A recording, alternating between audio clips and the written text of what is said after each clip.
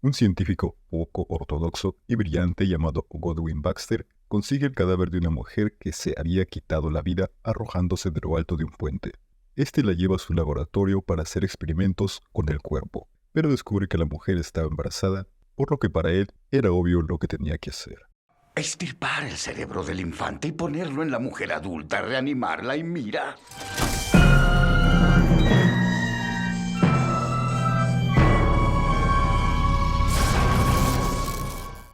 Al ver esta escena es obvia la referencia a la obra de Mary Shelley, Frankenstein, o el moderno Prometeo. Pobres criaturas es una nueva revisión de la obra de Shelley, pero también es más que solo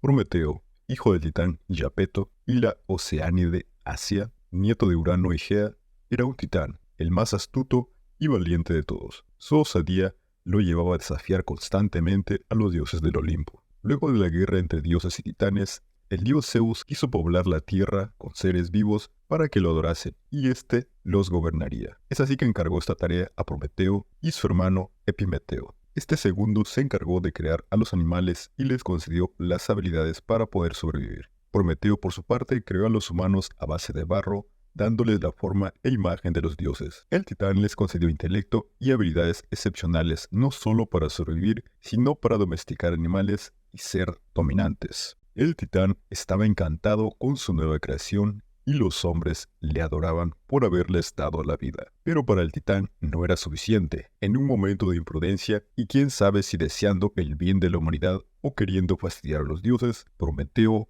robó una chispa del carro de Helios, dios del sol, y se la entregó a los hombres para que pudieran usar el fuego a placer y estar más igualados respecto a los dioses. El fuego era considerado un elemento sagrado, un don reservado solo para los habitantes del Olimpo y sus ayudantes. A Zeus no le gustó nada que Prometeo lo hubiera desafiado, por lo que lo castigaría encadenándolo y mandó un águila que comiera sus entrañas para toda la eternidad, además de castigar a su creación a través de la caja de Pandora. Este es la primera historia que se conoce en la que se juega a ser Dios. He ahí la razón del por qué Mary Shelley eligiera como subtítulo de su mítica obra El moderno Prometeo.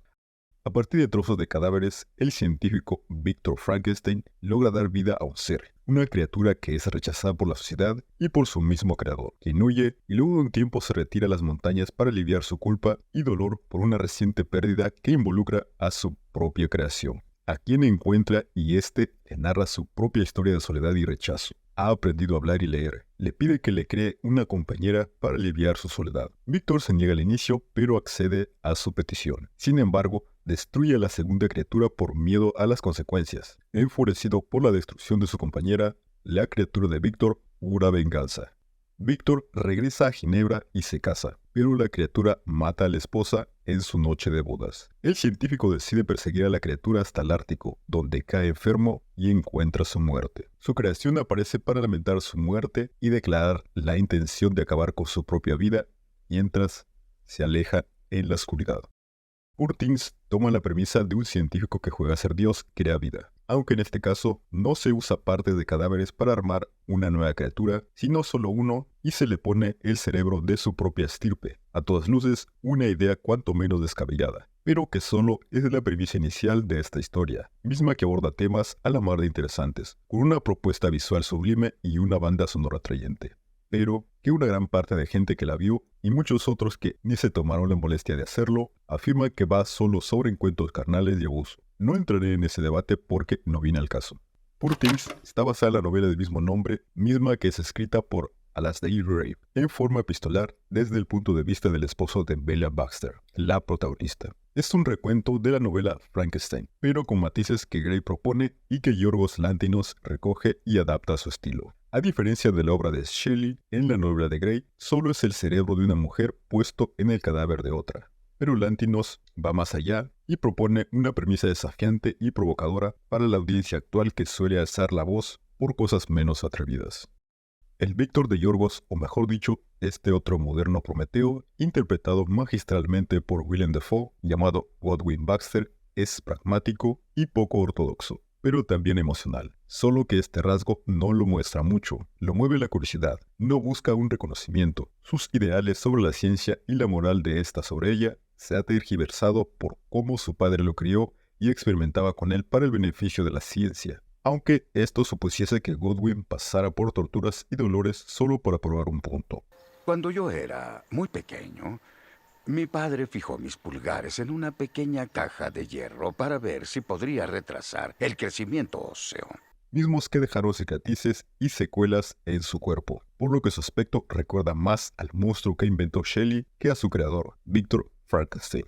Tiene un cuerpo desfigurado y decadente que lo mantiene cerca de la muerte, destino que encuentra eventualmente hacia el final de la historia, pero no nos adelantemos. Aquí el moderno Prometeo y su creación parece haber invertido sus roles, por lo menos en cuanto a su apariencia. Es una figura compleja que evoca la temática de la creación y la moralidad científica, aunque claro, pareciera tener una moral bastante gris. Es un científico que, a través de métodos poco convencionales, prueba los límites de la ciencia. Esto se ve reflejado con las criaturas quiméricas que tiene en su laboratorio, que lo está con Bella. Traerla de regreso a la vida no solo plantea preguntas sobre los límites éticos de la ciencia, sino que también refleja las luchas internas y la humanidad del propio Baxter. Su relación con Bella y su papel en su evolución intelectual se convierten en un punto focal de la narrativa, ofreciendo una perspectiva sobre la identidad y la autonomía.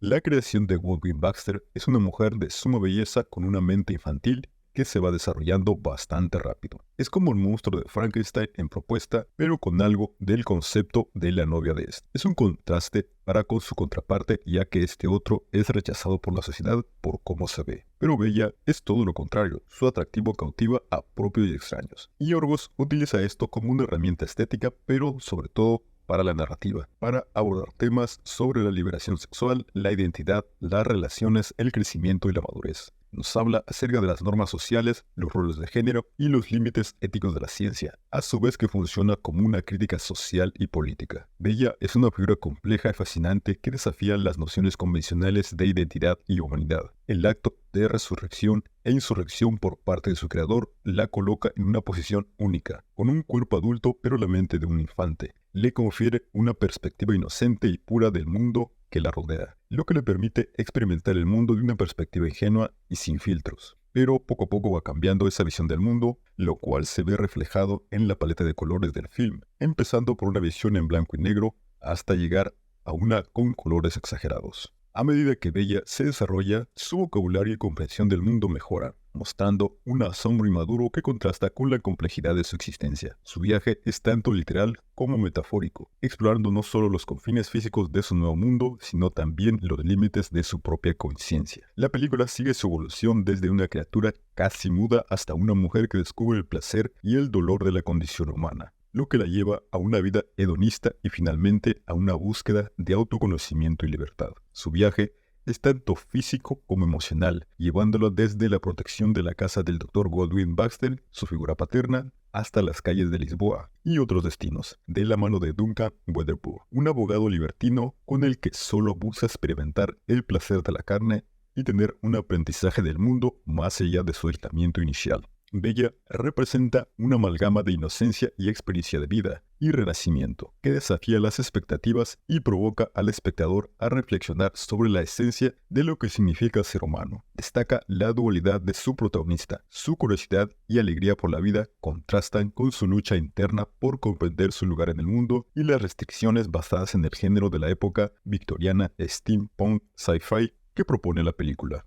Enfrenta diversas formas de control y opresión, principalmente por parte de los hombres en su vida. Su figura paterna la quiere mantener custodiada en su casa. Su prometido busca aprovechar su situación de vulnerabilidad, seducido por su atractivo y por la inocencia que desprende. El abogado, por su parte, solo la ve como un pedazo de carne para su satisfacción, un trofeo al que puede mostrar al mundo y luego desechar. Pero es a través de este y su viaje que Bella madura en muchos sentidos y logra liberarse y crecer. Por último, su anterior esposo militar, que viene a reclamarla antes de volverse a casar, es quien ve en ella un objeto de su posesión. Tiene una idea retorcida de aquello que le pertenece y de lo que tiene poder. La mayoría de figuras masculinas que tiene Bella de alguna manera buscan un control sobre ella. Es un reclamo del rol femenino en aquel contexto del que ella logra desprenderse. A diferencia de otras películas que retratan a la figura masculina como idiotas, personajes planos o como villanos, aquí los hombres, si bien tienen un rol para la narrativa y el contexto en el que se desarrolla la ficción, son personajes interesantes que funcionan como una excelente crítica hacia el rol de estos en aquella época. Aunque la obra se ambienta en una Glasgow victoriana, tiene agregados sci-fi que la colocan más en un contexto atemporal con estética de aquella época.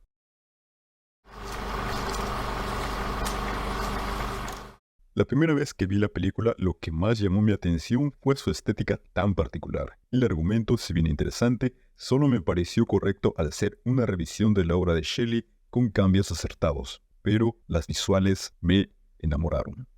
La estética surrealista, onírica y gótica en un Glasgow victoriano steampunk como telón de fondo es agradable a los ojos de cualquier espectador. El uso del color es un gran acierto en esta adaptación. Empieza el relato con un blanco y negro que recuerda al cine de terror de los primeros años del cine, para luego tornarse a colores saturados pero no chirriantes, que reflejan el despertar de Bella y su visión del mundo que la rodea. Una buena transición de vivir en un entorno cerrado a salir hacia el vasto escenario que es el mundo. El vestuario, de igual modo, juega un papel importante, no solo en lo visual de la propuesta de Holly Waddington para la visión de Yorgos sobre la obra de Grey, sino también para la narrativa, ya que denota el crecimiento y madurez de Bella. Desde sus ropas infantiles, escogidas por la ayudante de Baxter, los trajes con estilo más maduro y liberales a través de sus viajes por destinos exóticos, hasta el vestido de novia de cara al desenlace de la historia y también su cierre. Mención aparte para la dirección de arte en general, ya que si bien el estilo victoriano es el que prima en toda la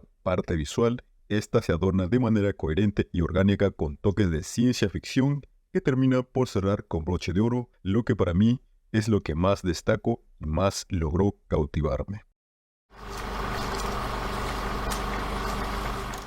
La película Pobres Criaturas, Poor Things, no tiene una razón en particular de tener ese título. Es una abreviación del título de la obra original, Pobres Criaturas, episodios de los primeros años de Archibald MacCandless. Pero puede tener varias interpretaciones según sea el caso y dependiendo de cómo el espectador interpreta la historia y los temas que aborda. De igual modo, es una traducción no literal, ya que su traducción sería Pobres Cosas, dándole un significado distinto pero igual de efectivo, ya que este apelaría a la pérdida de identidad, la alienación, deshumanización de sus personajes y sobre todo al significado de lo que es ser humano. Lo más obvio sería relacionar a su protagonista con la creación de Mary Shelley, aquella criatura víctima de la experimentación y del rechazo de una sociedad que ve en ella un monstruo. En este caso de Bella, su belleza solo es el cascarón de un personaje huérfano que fue víctima de la decisión de su madre al quitarse la vida y de los pocos escrúpulos de un científico que tenía desvirtuada la moral de la ciencia. Su existencia es precaria y está marcada por la experimentación y la manipulación. Bella está en una constante búsqueda de su propia identidad. Al ser una creación artificial, no tiene un pasado ni una historia personal. Esta búsqueda la convierte en una figura vulnerable, en una pobre criatura, en un mundo que busca definirla constantemente. Además, la película está ambientada en la época victoriana, una sociedad marcada por rígidas normas sociales, desigualdades de género y una visión conservadora de la mujer. Bella, al desafiar estas normas, se convierte en una figura marginada y pobre criatura a los ojos de la sociedad. Al mismo tiempo, las circunstancias y destinos que rodean a los personajes podrían relacionarse al título. Todos de cierto modo viven situaciones trágicas o tienen un final oscuro. Aún con todo esto, queda a responsabilidad del espectador tener una interpretación de lo que propone la obra y cómo éste recoge su propia lectura, porque la historia es más que su propuesta arriesgada o sus momentos de placer carnal. Quiero agradecer a la gente que ha llegado hasta esta parte del video y quiero que comenten qué tal les parece este nuevo formato, un poco más recortado, un poco más hacia el análisis de las obras y no tanto una crítica al uso. Si les gusta este nuevo formato, lo estaré haciendo constantemente porque me parece un buen ejercicio para hacer ensayos de este estilo, pero también, eventualmente, voy a seguir con los otros formatos cuando llegue el momento. Y dime, ¿qué tal te pareció la película? ¿La viste? ¿Cuál fue tu interpretación? Puedes dejar un like si te gustó el video, un dislike si odias la vida y dejar un comentario. Yo soy el Kun y nos estaremos viendo en el futuro.